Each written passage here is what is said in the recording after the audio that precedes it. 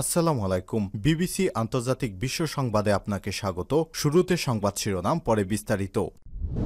বাংলাদেশের সর্বশেষ গুরুত্বপূর্ণ আপডেট সংবাদে আপনাকে স্বাগত। শুরুতেই সংবাদ শিরোনাম, পরে বিস্তারিত। প্রথমে জানাব, জাতীয় ঐক্যমত্য কমিশনের সিদ্ধান্ত, সংসদের ১০০ আসনের উচ্চকক্ষ গঠন হবে পিআর পদ্ধতিতে।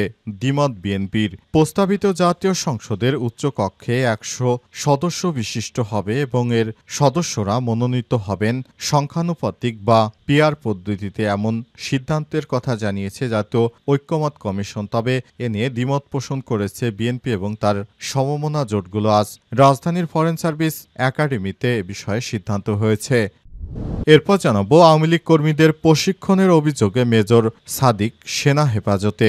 আওয়ামী লীগের কর্মীদের মেজর সাদিক নামে সেনাবাহিনীর একজন অফিসার প্রশিক্ষণ দিচ্ছে, এমন সংবাদ সামাজিক যোগাযোগ মাধ্যম ও বিভিন্ন গণমাধ্যমে ছড়িয়ে পড়ে। এর পরিপ্রেক্ষিতে মেজর সাদিককে হেফাজতে নিয়েছে সেনাবাহিনী এবং তাকে জিজ্ঞাসাবাদ করা হচ্ছে।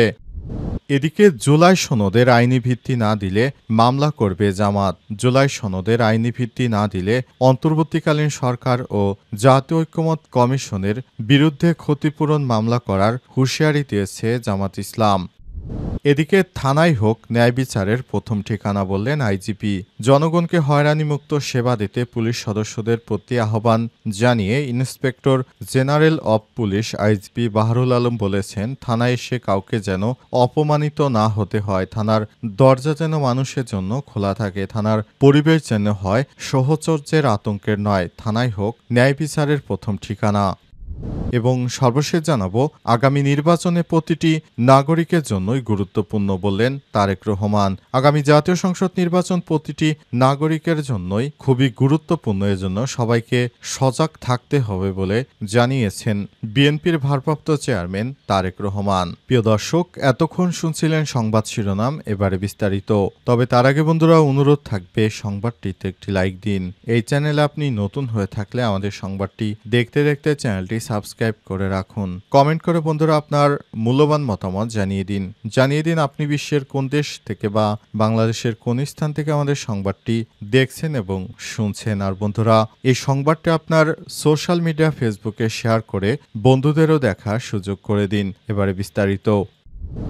জাতীয় ঐক্যমত্য কমিশনের সিদ্ধান্ত, সংসদের ১০০ আসনে উচ্চকক্ষ গঠন হবে পিআর পদ্ধতিতে। দ্বিমত বিএনপির। প্রস্তাবিত জাতীয় সংসদের উচ্চকক্ষ ১০০ সদস্য বিশিষ্ট হবে এবং এর সদস্য মনোনীত হবেন সংখ্যানুপাতিক পিআর পদ্ধতিতে, এমন সিদ্ধান্ত জানিয়েছে জাতীয় ঐক্যমত্য কমিশন। তবে এ নিয়ে দ্বিমত পোষণ করেছে বিএনপি এবং তাদের সমমনা জোটগুলো। আজ রাজধানীর ফরেন সার্ভিস একাডেমিতে রাজনৈতিক দলগুলোর সঙ্গে কমিশনের দ্বিতীয় ধাপে আলোচনার ২৩তম দিনে সিদ্ধান্তের কথা জানানো হয়েছে। দিনের শুরুতে কমিশনের সহসভাপতি অধ্যাপক আলী রিয়াজ জানান, আলোচনা এখনো চলছে, তবে এ বিষয়ে এখনো কোনো বিষয় সিদ্ধান্ত চূড়ান্ত হয়নি। তবে আলোচনার পর্ব আজই শেষ করার চেষ্টা করা হবে এবং দ্রুত চূড়ান্ত সনদ তৈরি করে দলগুলোর হাতে তুলে দেওয়া হবে। এরপর হবে স্বাক্ষর অনুষ্ঠান। এদিকে উচ্চকক্ষের সদস্য মনোনয়নে দলগুলোর মধ্যে মতবিরোধ রয়েছে। জাতীয় ঐক্যমত্য কমিশনের প্রস্তাব করেছে, সংসদ নির্বাচনে দলগুলোর প্রাপ্ত মোট ভোটের ভিত্তিতে সংখ্যানুপাতিকভাবে সদস্য মনোনয়ন দেওয়া হবে। জাতীয় নাগরিক পার্টি, এনসিপি, জামাত ইসলাম সহ কিছু সমমনা দল এই প্রস্তাব সমর্থন করলেও বিএনপি ১২ দলীয় জোট এনডিএম এলডিপি এর বিরোধিতা করছে। তারা প্রস্তাব করেছে, সংসদে প্রাপ্ত আসনের ভিত্তিতে উচ্চকক্ষের সদস্য মনোনীত হওয়া উচিত। এছাড়াও সিপিবি, বাসদ, জমিয়তে উলামায়ে ইসলাম উচ্চকক্ষ গঠনের বিরোধিতা করেছে। তাদের মতে দেশের বর্তমান ব্যবস্থাপনায় এটি অপ্রয়োজনীয়। কমিশন জানায়, উচ্চকক্ষের আইন প্রণয়নে স্বতন্ত্র ক্ষমতা থাকবে না।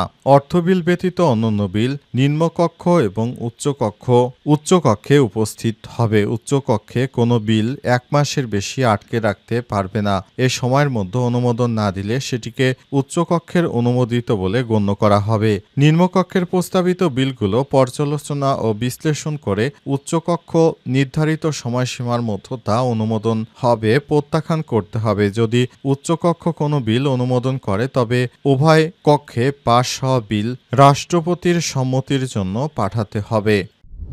আওয়ামী লীগ কর্মীদের প্রশিক্ষণের অভিযোগে মেজর সাদিক সেনা হেফাজতে।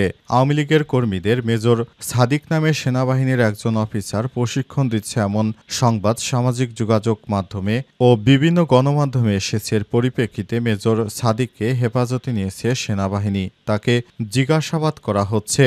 আজ ঢাকা সেনানিবাস অফিসার্স মেস এ আয়োজিত এক প্রেস ব্রিফিংয়ে সব তথ্য জানান সেনা সদরের মিলিটারি অপারেশনস পরিদপ্তরের পরিচালক ব্রিগেডিয়ার জেনারেল মোহাম্মদ নাজিমুদ্দৌলা। তিনি আরও বলেছেন, মেজর সাদিকের বিষয়টি আমাদের নজরে এসেছে, যদিও বিষয়টি তদন্ত করা হচ্ছে। তারপর আমি বলবো যে এরকম একটা ঘটনার কথা জানার পর সেনাবাহিনী তাকে হেফাজতে নিয়েছে এবং তদন্ত চলমান রয়েছে। তদন্তে তার দোষ প্রমাণিত হলে নিঃসন্দেহে সেনাবাহিনীর প্রচলিত নিয়মে তার বিরুদ্ধে ব্যবস্থা গ্রহণ করা হবে। যেহেতু বিষয়টি তদন্তনাধীন আছে, তাই এর বেশি এই মুহূর্তে বলা আমার মনে হয় সমীচীন হবে না। তিনি পার্বত্য চট্টগ্রামের পরিস্থিতি নিয়ে ব্রিগেডিয়ার জেনারেল মোহাম্মদ নাজিমুদ্দৌলা বলেছেন, পার্বত্য চট্টগ্রামে ইউপিডিএফ জেএসএস এর যে ধরনের দলগুলো আছে সবসময় আমরা দেখছি আধিপত্য বিস্তারকে কেন্দ্র করে, চাঁদাবাজিকে কেন্দ্র করে তারা সবসময় ঝামেলা তৈরি করে।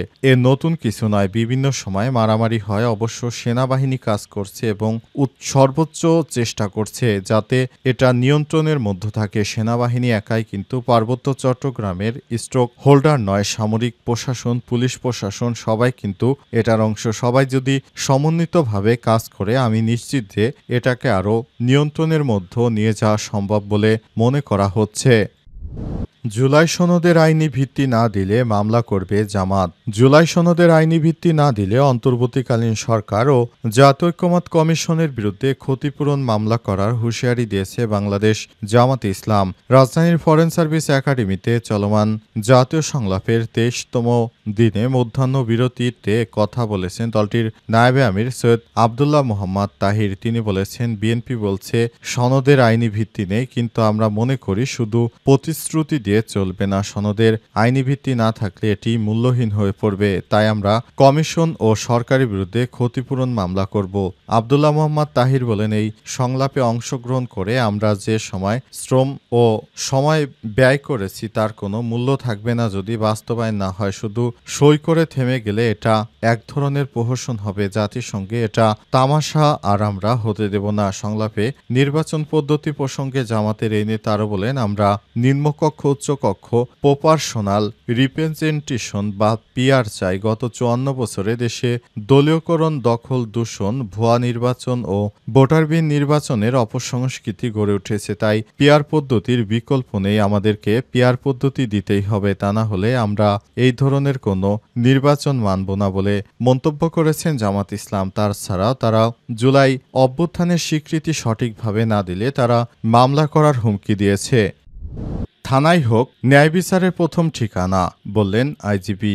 জনগণকে হয়রানিমুক্ত সেবা দিতে পুলিশ সদস্যদের প্রতি আহ্বান জানিয়ে inspector general of police IGP Baharul Alam বলেছেন, থানায় এসে কাউকে যেন অপমানিত না হতে হয়। থানার দরজা যেন মানুষের জন্য খোলা থাকে। থানার পরিবেশ যেন হয় সহচর্যের, আতঙ্কের নয়। থানাই হোক ন্যায় বিচারের প্রথম ঠিকানা। আজ রাজধানীর মিরপুরে পুলিশ স্টাফ কলেজ বাংলাদেশের সম্মেলন কক্ষে থানায় হয়রানিমুক্ত ও আইনগত সার্ভিস ডেলিভারি প্রদানের মাধ্যমে জন আস্থা পুনরুদ্ধারে পুলিশের করণীয় শীর্ষক কর্মশালার উদ্বোধনী অনুষ্ঠানে প্রধান অতিথির বক্তব্যে এই আহ্বান জানান তিনি। পুলিশ স্টাফ কলেজ বাংলাদেশের ভারপ্রাপ্ত রেক্টর এস.এম. রকনউদ্দিনের সভাপতিত্বে অনুষ্ঠানে senior directing staff training doctor A F M. Masum Rabbani, PI এর অতিরিক্ত আইজিপি মোহাম্মদ মোস্তফা কামাল, ডিআইজি প্রশাসন কাজী মোহাম্মদ ফজলুল করিম সহ অন্যান্য কর্মকর্তারা উপস্থিত ছিলেন। তারা জানিয়েছে, পুলিশের একটিমাত্র কাজ, সেটি হচ্ছে জনগণের সেবা করা। জনগণের বাইরে কখনো পুলিশ যেতে পারবে না, এটি শেষ কথা। তিনি আরও বলেন, বাংলাদেশ পুলিশকে আমরা এমনভাবে গড়ে তুলতে যাই যেন প্রতিটি নাগরিক তাদের বাড়িতে বসেই তাদের কাঙ্ক্ষিত সেবা পুলিশের কাছ থেকে পেয়ে যায়, তাদের যেন কোনোরূপ হয়রানি করা না হয়। এসব কথা বলেছেন পুলিশের এই আইজিপি। তিনি আরও বলেন, আমরা অন্তর্বর্তীকালীন সরকারের প্রচেষ্টায় পুলিশ বাহিনীকে নতুন করে গঠন করার চেষ্টা চালিয়ে যাচ্ছি। এইভাবে পুলিশ বাহিনীকে গঠন করার মাধ্যমে আমরা নতুন করে একটি সুন্দর পরিবেশ তৈরি করার প্রচেষ্টা চালিয়ে যাচ্ছি বলে মন্তব্য করেছেন তিনি।